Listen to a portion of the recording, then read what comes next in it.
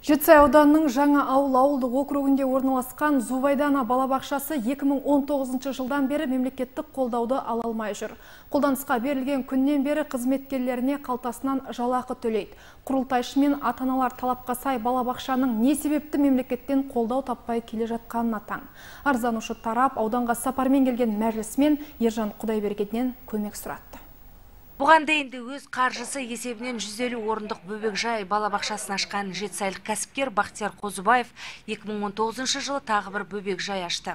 30-ға тарта ауыл тұрғындарын тұрақты жұмыспен қамтып, 150 бүлдіршінді мектеп алды дайындық тобына қабылдады. Әйтсе де, ауыл тұрғындарының қуанышы көпке созылмады. Алайда, заман талабына сай салынған балабақша мемлекеттен күні бүгінге дейін қолдау таппай келеді. Бұдан бөлек бізді қоныс ауылдарымыз бар. Екі ауыл бар, о елден қанша ата-ана келіп жатыр. Біздің балдар, мына балдар құсап, сол қазақ тілін үйренсе, осындай қазақша жазса, сөйлесе, болды деп осыяққа береміз деген, одан бөлек қанша ата-ана кезекте тұр.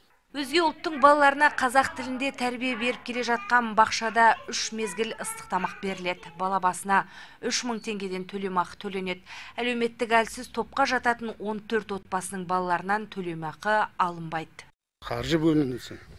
2 жылдан бері қаржы бөлінмей жатыр. 2 жылдан бері Бақтияр өз қалтасынан төлеп, солардың ұстап отыр, соларға жұмыс жалақысын беріп отыр. Қаражат тапшылығынан жұмысшылар саны 18-ге қысқарды. Кезекте тұрған бүлдіршіндердің көптігіне қарамастан бала санына да шектеу қойылды. Мемлекеттік қолдаудан үмітті кәсіпкер мен ата-аналардың 3 жылдан бері бармаған жер баспаған тау қалмапты. Ашылған күннен бері қалтасынан 185 миллион теңге жұмсаған басшылық бұлай бола берсе жабылудан басқа амалымыз жоқ дегенді айтады. Осы садик жабылмасын, ашылсын, біздің бала-шаға, таған бала-шағаларда қазақ тіліні үйреніп, жақсы меңгеріп кетсін деп, садик жабылмауыны сұраймыз енді. Мәжілісмен Құдайберген Ержанның Жетісай ауданына жасаған іс-сапар барысында құрылтайшы мен жергілікті тұрғындар депутатқа базыналарын айтты. Көмек сұрады. Халық қалаулысы өз кезегінде мәселенің оңды шешілуін бақылауына алып, ықпал жасауға уәде етті. Қордың ақшасын жұмсағанда біраз төш болған, неге осы есімдер, неге келешекке деп. Келешек осы емес пе? Мемлекет құралған кезде туған бала қазір 30-ға келді. Оның келешегі қашан болады сонда? 60-тан кейін бұл?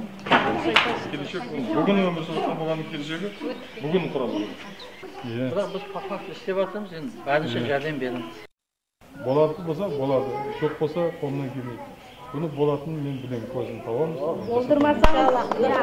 Мемлекеттен қолдау жасалғанда бүлдіршіндерге спорт залын ашып, күрес мектебін жүргізу жоспарда бар еді. Тіпті балабақша басшылығы жоғары оқу орнында оқып жатқан 5 қызметкерінің оқу ақысының 50%-ын төлепті.